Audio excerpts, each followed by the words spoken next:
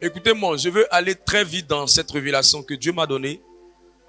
Et elle est très importante que tu la maintiennes dans ton cœur. Marc le chapitre 3, le verset 27. Elle est très importante que tu la maintiennes dans ton cœur. Marc le chapitre 3, le verset 27. Marc le chapitre 3, le verset 27. Marc le chapitre 3, le verset 27. Je proclame la parole de Dieu. Personne ne peut entrer dans la maison d'un homme fort. Personne ne peut entrer dans la maison d'un homme fort. Et piller ses biens. Et piller ses biens. Sans avoir auparavant lié cet homme fort. Sans avoir auparavant lié cet homme fort. Alors il pillera sa maison. Alors il pillera sa maison. Je lève la main de oint de l'Éternel et je déclare que tout homme fort qui est assis sur ta vie, je déclare qu'il sera délogé de ta vie dans le nom de Jésus-Christ.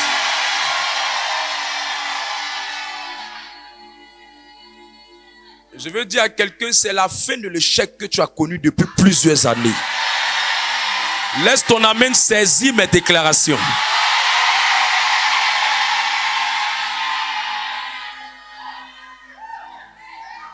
Je peux douter d'une chose.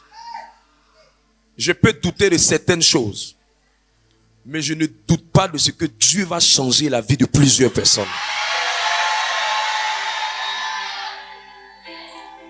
Crois-moi, tu es venu malade, tu retourneras avec la santé divine.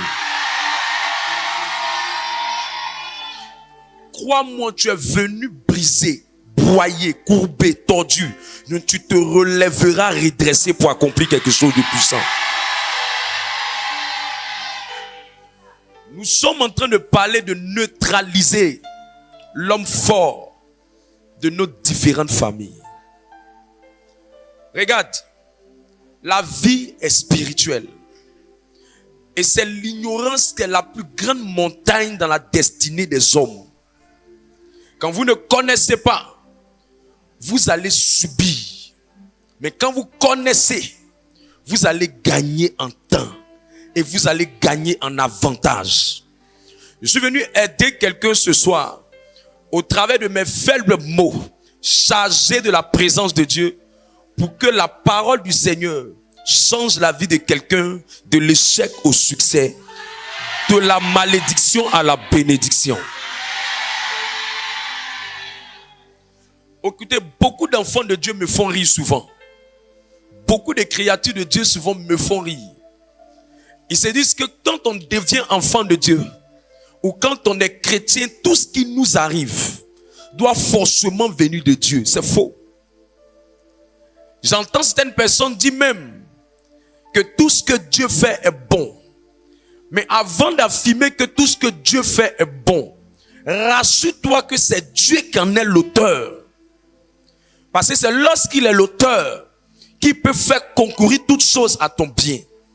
Mais il y a des choses où ce n'est pas l'action de Dieu. Mais il y a des choses qui sont l'action des œuvres des ténèbres. Donc tu ne peux pas mettre sur le compte de toutes choses qui t'arrivent que c'est une affaire de Dieu. Est-ce que je parle avec l'esprit de quelqu'un?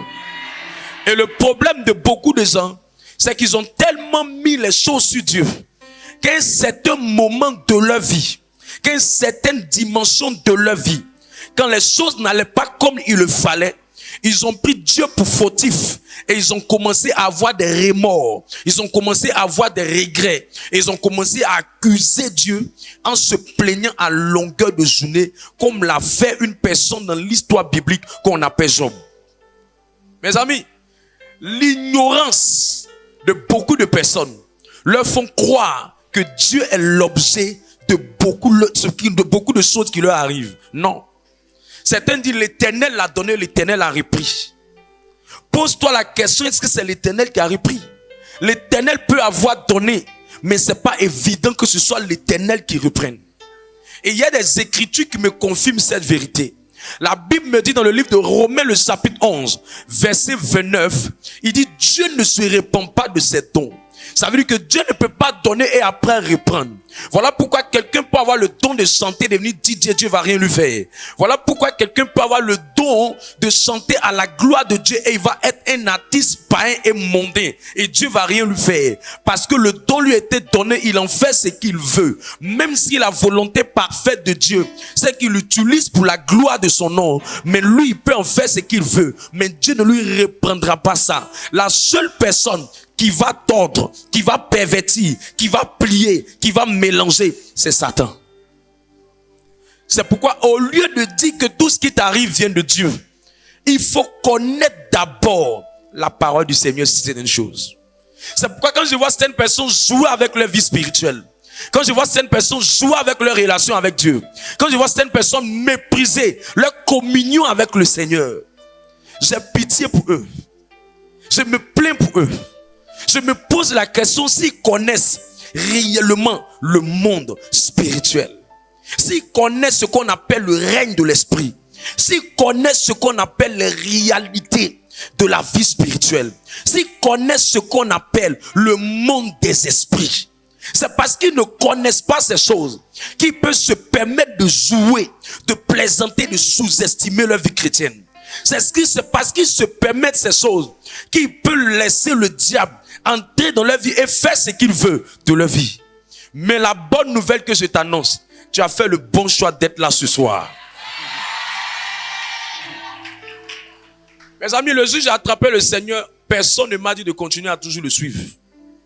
Il y a des choses que j'ai fini par comprendre, que c'était à mon avantage d'attraper les pieds de Dieu, d'attraper les mains de Dieu, d'attraper la tête de Dieu, d'attraper les vêtements de Dieu et de lui dire ton pied, mon pied, ta main, ma main. Là où tu vas, je vais. Où tu m'envoies, j'y vais. Parce que j'ai compris que la vie spirituelle, quand tu la gagnes, tu peux gagner la vie matérielle. La vie spirituelle, quand tu la gagnes, tu peux gagner tout ce qui est sur cette terre. Quand tu gagnes dans le spirituel, le physique, tu vas gagner beaucoup d'avantages. Et je prie que quelqu'un prenne sa vie spirituelle au sérieux. Qu'est-ce qui me permet de dire que tout ce qui arrive aux hommes ne vient pas de Dieu? Psaume 115, verset 16. Psaume 115, le verset 16. Les cieux sont les cieux de l'Éternel. Les cieux sont les cieux de l'Éternel. Mais il a donné la terre au Fils de l'homme. Et il a donné la terre au Fils de l'homme. J'entends certaines personnes dire, mais Dieu est puissant et puis nous on est en train de souffrir. Dieu est puissant et puis il y a des gens qui sont malades. Dieu est puissant et puis il y a des gens qui sont pauvres. Dieu est puissant et puis il y a des gens qui n'avancent pas. Dieu est puissant et puis il n'essaie pas de sauver beaucoup de personnes. Écoute-moi bien. Les cieux sont les cieux de l'Éternel. Mais Dieu qui est le propriétaire de la terre a décidé lui-même par une juridiction spirituelle de donner la terre aux hommes. Donc si Dieu dit que la terre appartient aux hommes, ça veut dire que les hommes deviennent à partir de cet instant propriétaires de la terre. Et si les hommes deviennent propriétaires de la terre, si ton papa allait prendre une maison quelque part à Paris, et qu'à Paris ton papa te dit qu'il a pris un grand immeuble, et que l'immeuble tu es le propriétaire, dès qu'il a mis cette propriété en tes mains, il t'a donné un papier qui dit que c'est ton bien, qui dit que c'est pour toi. Immédiatement ton papa n'aura plus accès à la clé. La clé sera dans ta main immédiatement, vrai ou faux? Et quand la clé est dans ta main, parce que ton papa t'a donné la maison, parce que ton papa t'a donné le bien, le jour où ton père veut visiter la maison, il aura besoin de la permission de qui? De toi. Parce que c'est à toi qu'il a donné quoi? La terre. C'est à toi qu'il a donné plus quoi? Le bien. Amen. Donc même s'il veut, il peut plus parce que tu es devenu maintenant le propriétaire. Je parle à l'esprit de quelqu'un. Parce que tu es devenu maintenant le propriétaire. De même, Dieu qui est le propriétaire du ciel et de la terre a décidé de garder le ciel et de donner la terre aux hommes. Donc désormais, pour que Dieu vienne sur la terre, il faut qu'il ait l'autorisation des hommes pour venir sur la terre. Donc le monde peut être en train de souffrir, mais c'est un homme qui doit faire entrer Dieu sur la terre pour que Dieu décide d'aller sauver d'autres hommes. Si un homme ne fait pas entrer Dieu sur la terre, Dieu peut voir, mais il ne peut rien faire. Et quand les chrétiens sont ignorants, ils disent, oh Dieu, tu ne vois pas ma maladie. Oh Dieu, tu ne vois pas ma souffrance. Écoute, Dieu lit ta souffrance, mais Dieu ne peut pas agir concernant ta souffrance. Dieu voit les ténèbres sur ta vie, mais Dieu ne peut pas enlever les ténèbres de ta vie. Parce qu'il a fait le choix de te donner la terre. Donc pour qu'il puisse avoir accès aux affaires de la terre, il faut qu'il ait une certaine permission. Et la permission, c'est un homme qui doit lui donner. C'est pourquoi, quand Dieu voulait sauver l'humanité, lui-même, il va se faire homme en la personne de Jésus pour rentrer dans les affaires des hommes afin de traiter les problèmes des hommes. Si je parle à quelqu'un, il me dirait un amen de cette révélation. Et dès l'instant où Jésus rentre et que maintenant Jésus part, quand il part, il laisse son esprit. Et malgré qu'il a laissé son esprit sur la terre, l'une des lois qui est très difficile à traiter, c'est que le Saint-Esprit, malgré qu'il est fort, malgré qu'il est puissant, malgré qu'il est capable de tout, a besoin d'utiliser le corps d'un homme pour aller aussi agir dans la vie d'un autre homme. Si le Saint-Esprit ne trouve pas un homme, il ne peut pas opérer. C'est pourquoi Dieu, quand il partait, il a laissé le Saint-Esprit aux 12 apôtres, afin que les 12 apôtres deviennent maintenant la voie par laquelle il va passer pour agir dans la vie des hommes. Donc, on peut partir de cette vérité pour dire, tu peux être célibataire pendant des années, mais si Dieu ne met pas un esprit sur un homme pour venir dans ta vie, pour enlever l'esprit qui te maintient dans le célibat, Dieu peut voir ton célibat, Dieu peut voir ta pauvreté, Dieu peut voir ton malheur, Dieu peut voir ta souffrance. Tu vas faire tout ce que tu dois faire, mais tu resteras dans le même chaos. Pourquoi? Parce que la loi est la même. Dieu, pour entrer dans les affaires des hommes, doit passer par un homme, doit passer par une personne, doit passer par une autorité, doit passer par un de ses envoyés. Je parle à quelqu'un. C'est pourquoi on peut être enfant de Dieu. On peut être enfant de Dieu, aimant Jésus, et puis souffrir.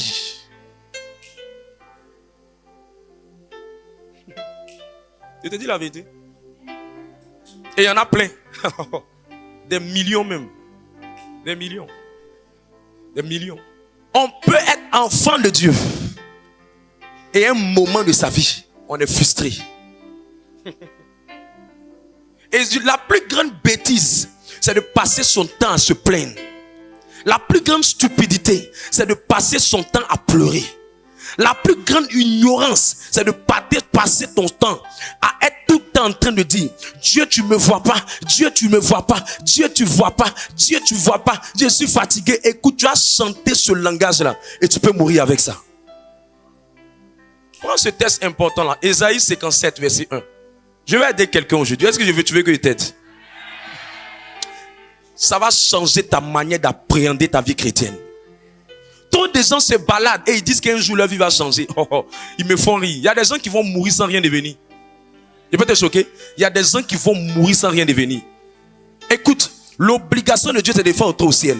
Mais pour que Dieu traite ton problème sur la terre, il faut qu'il respecte une loi que je t'ai enseignée. S'il n'a pas respecté la loi, il ne peut rien faire. Tu vas travailler dans une entreprise et puis un bougnoul est assis sur tes dossiers. Tu vas avoir une pleine destinée et puis quelqu'un est assis sur ta vie. Et tu fais toutes les prières que tu dois faire. Tu récites ce que tu veux réciter, mais c'est bloqué pour toi. Les gens font rire. Lis le texte. Isaïe 57, le verset 1. Le juste périt. Le juste périt. Qui est le juste? C'est l'enfant de Dieu. Le juste aussi périt. Continue. Et nul n'y prend garde. Les gens de bien sont enlevés. Les gens de bien, les gens même qui font les bonnes choses là, ce sont eux-mêmes que souvent les sorciers mangent. Allez regarder dans vos familles. Il y a les gens qui disent non, moi il n'est pas besoin d'aller à l'église. Je suis bien, il y a un bon cœur. Il faut laisser ça. On mange bon cœur. On mange ça comme maïs. On mange ça comme croquette en sorcellerie. Laisse ça là. Tu me fais rire quoi. Moi j'ai bon cœur. Dieu même voit mon cœur. Reste tranquille. Dieu voit, mais celui qui te combat ne voit pas. Or il faut qu'il y ait une porte pour que Dieu rentre. Des gens qui sont assis. Non, le Seigneur même, il ne voit pas ma situation. Il ne voit pas ma situation. Ils sont dans le ministère, ça fait 5 ans, 10 ans, d'autres 20 ans, d'autres 9 ans, d'autres 8 ans. Je suis fatigué, je suis fatigué. Tu ne sais pas ce que tu dis. Tu es ignorant jusqu'à il y a toi d'araignée dedans.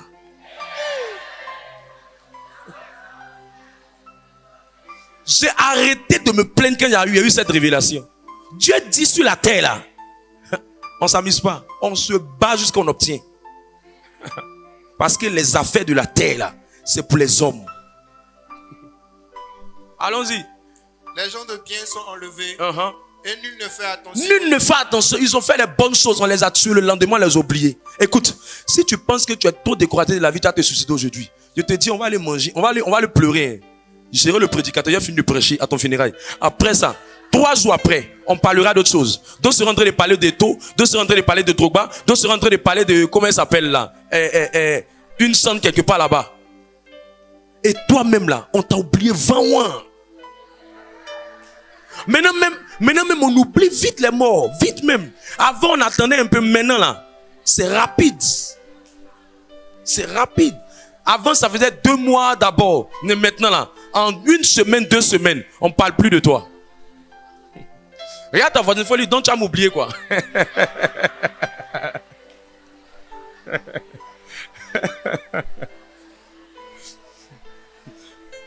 Maintenant, il faut lui dire, je ne t'oublierai pas. Où tu iras? J'irai. Quel amour, quelle voisine. Une mère Teresa. Sainte Thérèse de Calcutta 2. Allons-y, lis le test. Et nul ne fait attention que c'est par suite de la malice que le juste est enlevé. C'est par suite de la malice. Le mot malice vient de malin. Le mot malin vient du diable.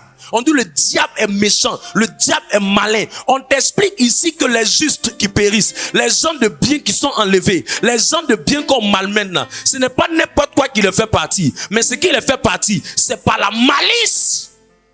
Les chrétiens sont naïfs, on les manipule. Et on les tue.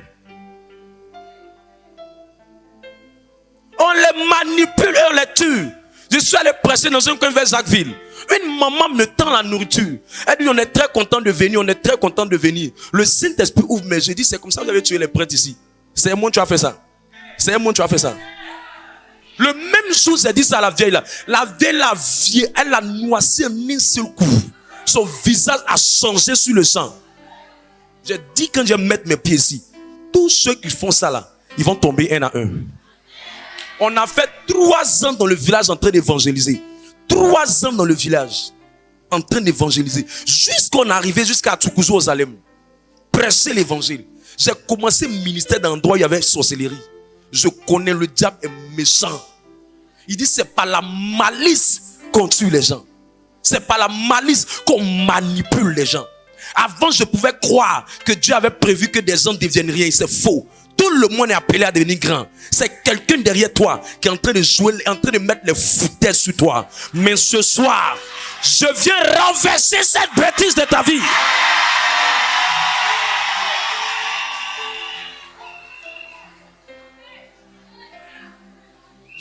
J'ai la ferme conviction que cette vie dans laquelle on est, il y a plein de chrétiens que vous êtes en train de voir qui sont en train de courir. Ils reviendront à la case de départ. S'ils n'ont pas compris certaines révélations, il faut avoir l'impression que la vie elle est naturelle. La vie est trop spirituelle. On dit on les tue par la malice, on les tue par les mauvaises choses. Aucun méchant ne met des cornes sur sa tête. Aucun méchant. Aucun méchant. Où je veux t'envoyer? Regarde, Dieu pour entrer dans les affaires des hommes doit obligé de traiter en passant par un homme. Le même principe a été copié aussi par Satan. De la même manière que quand Dieu veut entrer dans les affaires des hommes, il doit prendre un homme et puis il rentre dans le corps d'un homme qu'il va utiliser. De la même manière, Dieu a mis ce principe en place de la même manière dans toute famille qui se respecte. Il y a quelqu'un là-bas qui est un ambassadeur du diable. Il y a quelqu'un là-bas qui est un ambassadeur du diable. Écoutez-moi, il peut vous dire quelque chose de très profond que Dieu m'a dit. Dans toute famille, tout le monde ne deviendra pas premier ministre. Dans toute famille, il y a quelqu'un qui a l'appel de Dieu sur la famille. C'est lui qui est la porte de Dieu pour introduire Dieu dans la famille, pour la délivrance de la famille. Et le chemin a toujours été comme ça. Dieu met quelqu'un qui sera en griffe, l'homme à travail. Dieu met une personne qui sera comme le berger de la maison, une autre personne. Il mène des rôles parce qu'il veut avoir toujours une porte par laquelle il va entrer pour contrôler la famille. Le même système est utilisé aussi par Satan.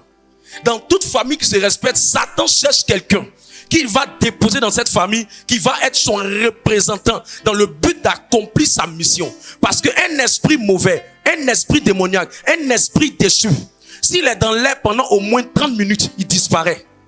Donc un esprit a besoin d'un corps pour exister. Donc beaucoup de personnes ne comprennent pas que le jour où Satan est descendu animé d'une colère et qui s'est papillé sur la terre, la Bible qu'il est parti avec un tiers d'anges. Et les un tiers d'anges sont devenus des anges déçus. Et on nous explique dans la Bible que lorsque le monde est en train d'évoluer et que les historiens sont allés faire des recherches, ils ont trouvé des crânes. Les crânes qu'ils avaient trouvés, ils avaient trouvé des crânes qui avaient 2 fois la tête des hommes. Ils se sont rendus compte que les crânes qu'ils avaient trouvés étaient les descendants des esprits qui sont rentrés dans le corps des hommes et qui sont devenus comme des démons. C'est pourquoi les scientifiques parlent de ce qu'on appelle avatars. Les avatars sont des esprits qui ont pris la forme des hommes, mais qui existent dans le monde surnaturel. De la même manière, il y a un autre royaume en bas de cette terre qu'on appelle le royaume des eaux. Et à l'intérieur de ce royaume aussi, il y a une princesse qui est une principauté qui régit aussi l'eau. De la même manière, le ciel est composé de 3 dimensions. Le premier ciel, le deuxième ciel, le troisième ciel. Dieu est au troisième ciel. Mais le deuxième ciel, il y a une autre principauté qui gouverne l'environnement qui est là. Et ces principautés-là, eux, ils travaillent avec les noms et les jours des gens.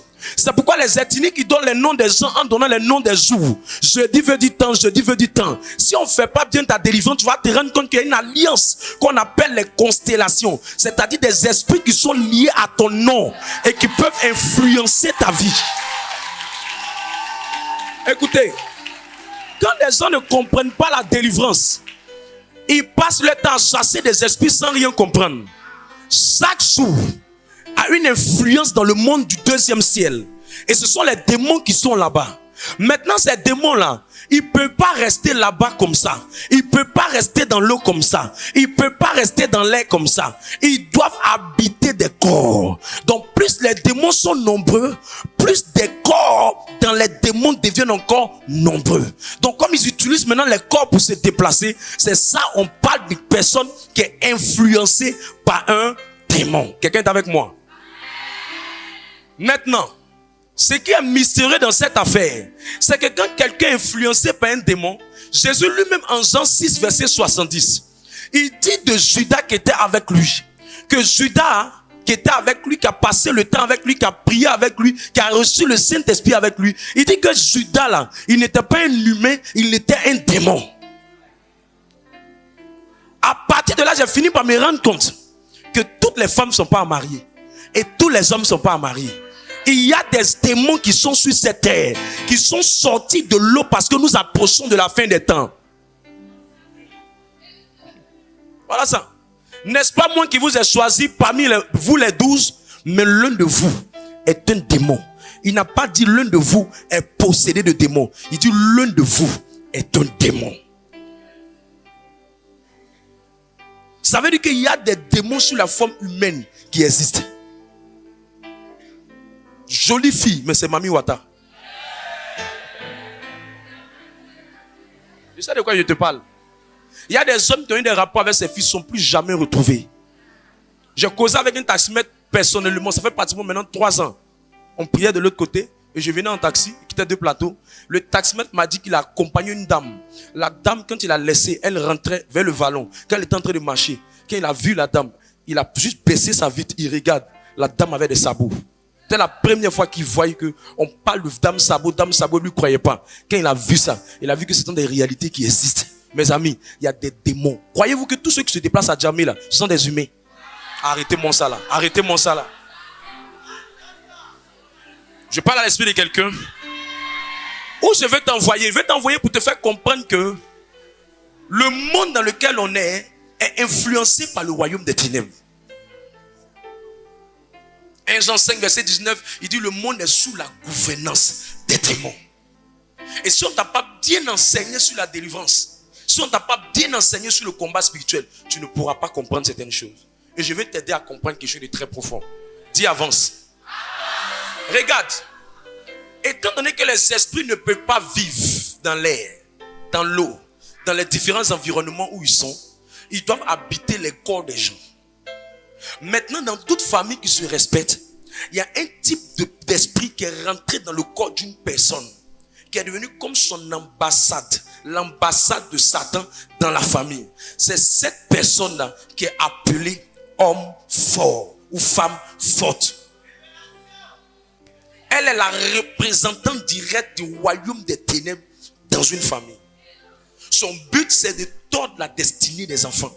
Son but, c'est de plier la destinée des enfants. Celui qui est appelé à devenir ministre ne peut pas devenir ministre. Celui qui est appelé à devenir député ne peut pas devenir député. Celle qui est appelée à se marier ne peut pas se marier. Maintenant, le vrai problème de beaucoup de gens, c'est qu'ils ne savent pas que pour pouvoir détruire l'homme fort, il faut connaître l'organisation de l'homme fort. Dis organisation.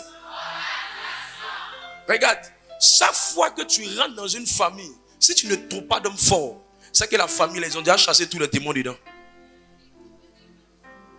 Mais forcément, tu trouveras un homme fort dedans qui représente la famille.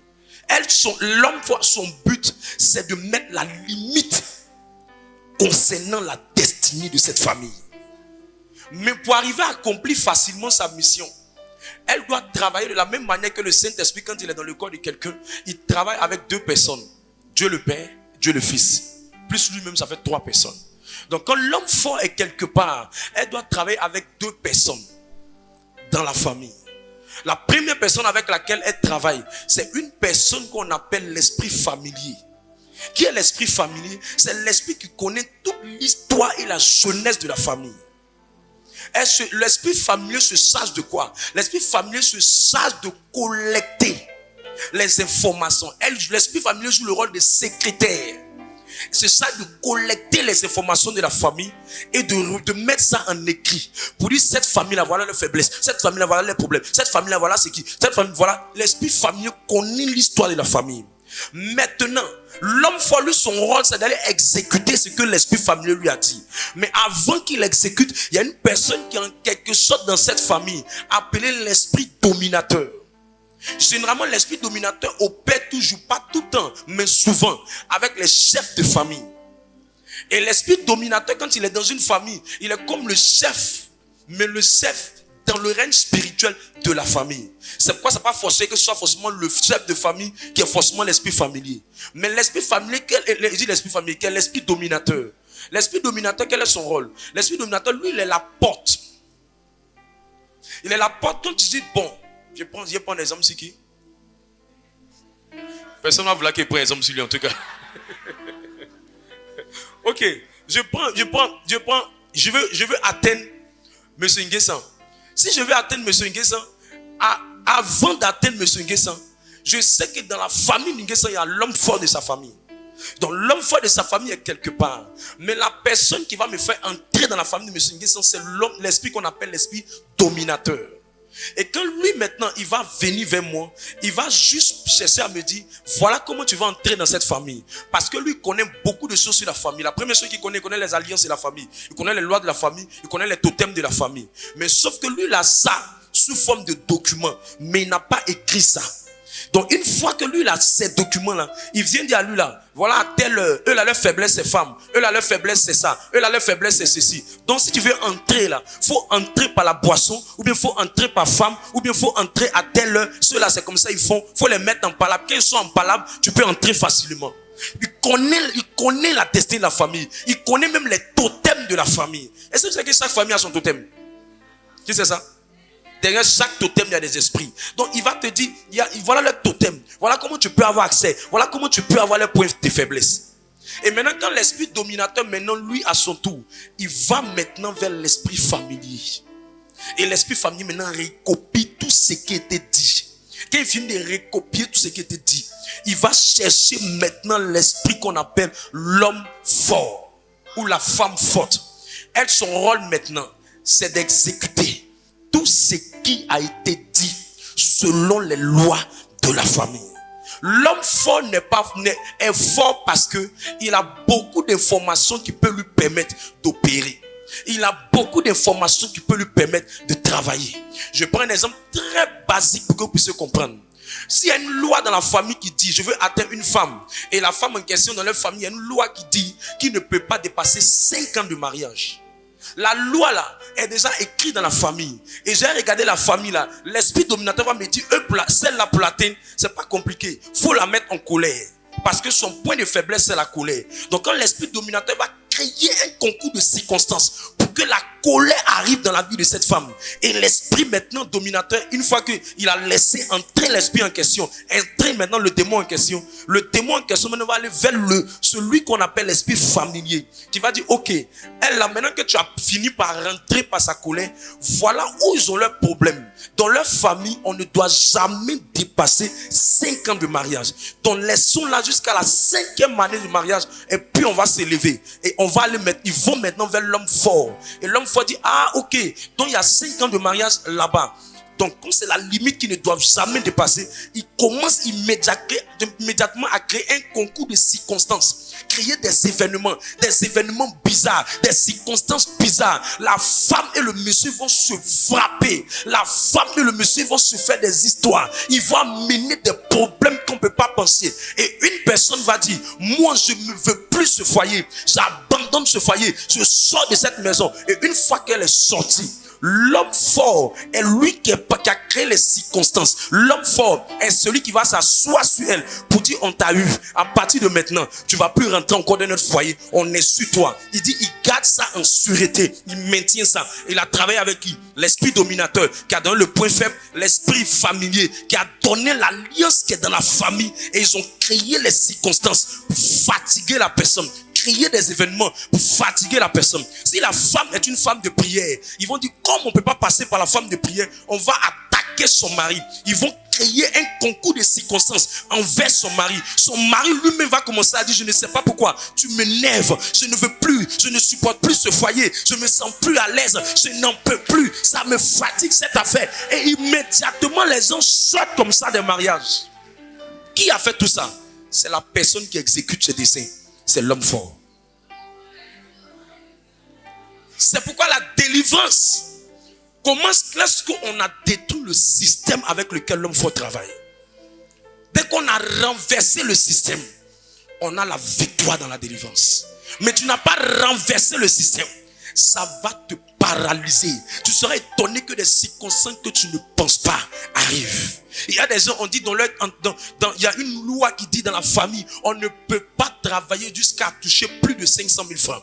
Donc quand la loi est établie, c'est le secrétaire à l'information qui a tout ça qui s'appelle l'esprit familier. Je vais entrer, je vais gâter cette personne. Je ne me fatigue pas. Je demande les informations au dominateur. Le dominateur va me donner l'information sur la faiblesse de cette personne. Quand c'est la faiblesse de la personne, je prends la faiblesse maintenant pour commencer à l'attaquer. Mais je ne sais que je ne peux pas venir en esprit la combattre. Je vais utiliser le corps de quelqu'un qui sera dans l'entreprise. Et la personne sera ma porte pour aller gâter la vie de cette personne. L'enflammer, la mettre en colère, l'énerver, créer des choses. Si elle est spirituelle, elle va combattre. Si elle n'est pas spirituelle, elle va avoir l'impression que la personne est le problème. Alors que ce n'est pas la personne le problème. Mais il y a l'homme fort qui est caché derrière, qui est en train d'exécuter un programme avec lequel il est en train de travailler contre la vie de la personne.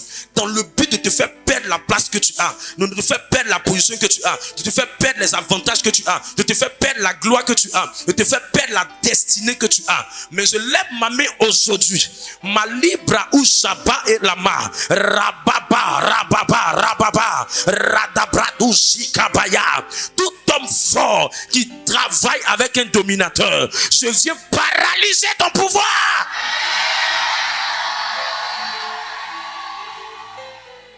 Je viens paralyser ton pouvoir.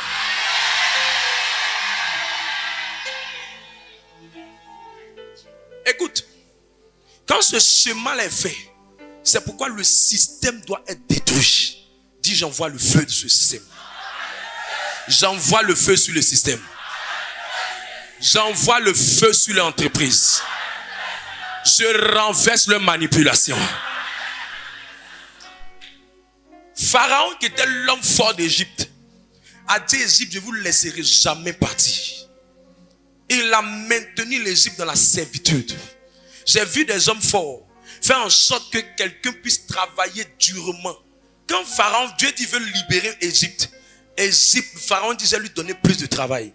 Souvent, il y a certaines personnes qui n'arrivent pas à avoir le temps pour prier. Tu leur dis, viens à la communauté prier.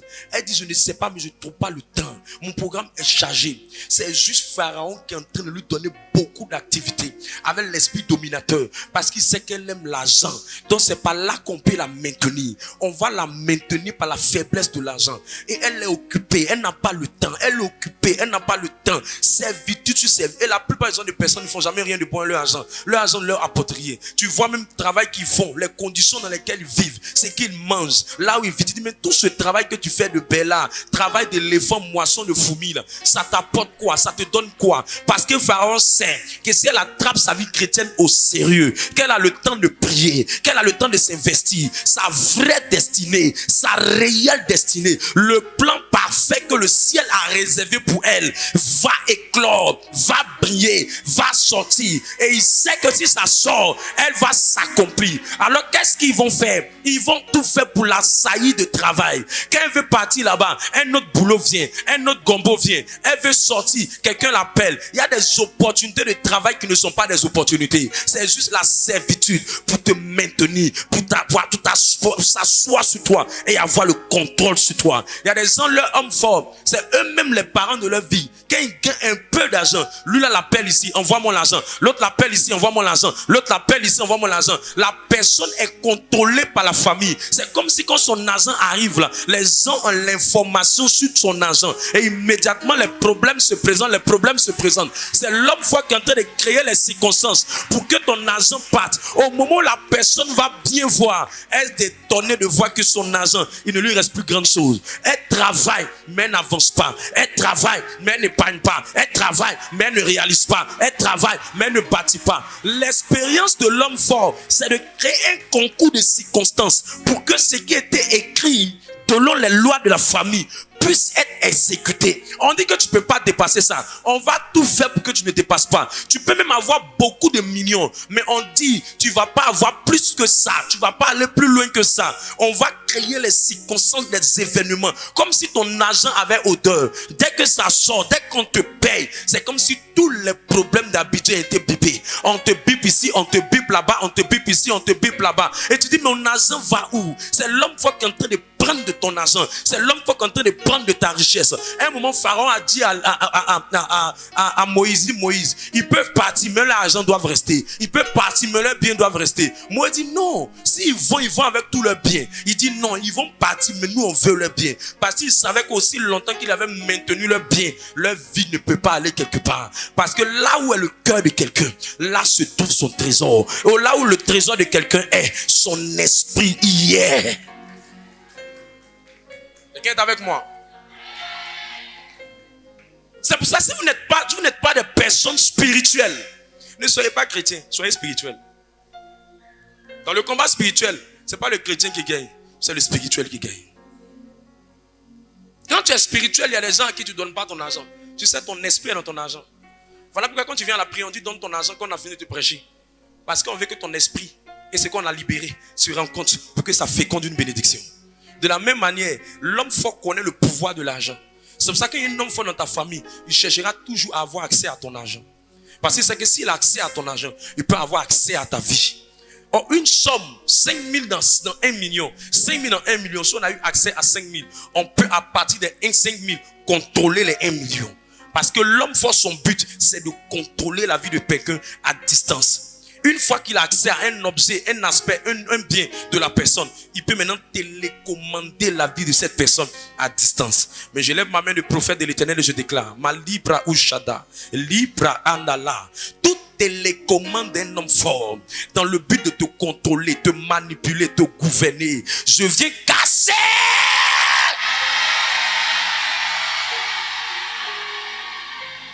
Je viens broyer les scanners.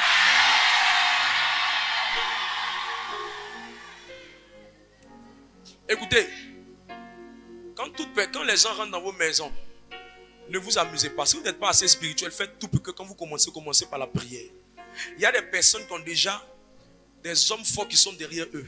Quand ils viennent chez vous, on n'avait aucune information que toi tu avais un projet. Mais le jour où il est venu chez toi, ce n'est pas lui-même le problème. Mais c'est que la caméra des hommes forts là sont déjà sur lui. Donc quand il arrive chez toi, il devient comme l'œil de l'esprit là sur toi. Pourquoi? Parce qu'on appelle les alliances. Les alliances, il y a le sang dedans. Le sang est plus fort que même l'onction. C'est pourquoi le Saint-Esprit est venu dans la vie de Judas. Mais ça n'a pas changé son sang. Parce que le sang est fort. Le sang est puissant. Le sang parle. Le sang crie. Et dans vos sangs, il y a des informations. Dans vos sangs, il y a une histoire. Ton sang est plus vieux que toi. Ton sang a un chemin que tu ne dois pas dépasser. Ton sang a des schémas que tu ne dois pas dépasser. Écoute, tu peux être beau. Mais si le schéma dit qu'on ne peut pas se marier, si on n'a pas désactivé ça, frère, si l'homme fort a l'information par le cycle familier, il va prendre ça pour chercher à exécuter cette mission. Comment faire en sorte que ce qui a été dit depuis longtemps puisse être exécuté? C'est pourquoi quand on veut détruire tout ce schéma, on combat celui qui maintient la télécommande. Et celui qui maintient la télécommande, c'est l'homme fort. C'est lui qui maintient tout. C'est lui qui maintient tout le système. C'est lui qui contrôle tout le système. C'est lui qui est le chef du système. C'est lui qui est l'ambassadeur du système. C'est lui qui est le représentant du système. Le système travaille avec l'homme fort. Je peux te dire quelque chose? Regarde, tout ce que Dieu fait, Satan essaie de copier. Quand un homme fort est derrière la vie de quelqu'un, le minimum de sorciers qui viennent dans sa vie, c'est de 12 à 25 personnes. C'est pour ça qu'on fait la délivrance. Puis tu remarques bien, tu vas dire, mais pourquoi c'est la même personne chaque fois? C'est pas la même personne. Souvent, il y a 25 personnes qui sont derrière la personne. Ou souvent, il y a 12 personnes derrière la personne. Pourquoi? Parce qu'ils sont partis sur le même principe que Jésus a eu 12 apôtres. Et l'homme fort veut qu'il y ait 12 personnes avec lesquelles il travaille. Et ces 12 personnes sont là pour exécuter la mission. Et quand tu sais que tu n'as pas le temps pour combattre 1, 2, 3, 4, 5, 6, 7, 8, 9, jusqu'à arriver à 12. Quand tu sais que tu n'as pas la force de combattre 1, 2, jusqu'à arriver à 25. Tu essaies d'attraper le nœud. Et le nœud, c'est l'homme fort. C'est pour ça qu'on dit qu'il attrape, il laisse pas. Parce que lui aussi, il est têtu. Il est résistant. Il est impoli. Il est impoli. Il ne respecte pas certaines choses. Il est coriace. Il n'est pas plus fort que Jésus. Mais Jésus aussi a des principes pour périr. Et c'est si tu ne connais pas ces principes qui peut te contenir. Mais je te vois avoir la victoire sur lui. Lève-toi sur tes pieds et dis, tout homme fort dans ma famille,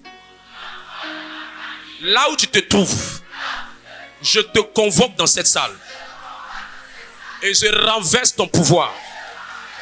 Je te dépouille de toutes tes équipes. Tous ceux qui travaillent avec toi, je désactive votre pouvoir.